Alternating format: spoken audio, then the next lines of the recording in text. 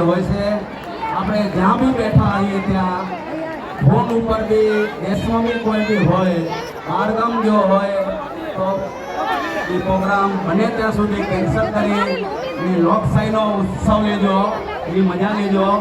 કારણ કે આ ભારત દેશ મોટામાં મોટો લોકતંત્ર દેશ છે. તો બને ત્યાં સુધી 100% મતદાનનો આગ્રહ રાખું છું કે ભારત દેશમાં વધારે 100% મતદાન થાય. જય હિન્દ, જય ભારત.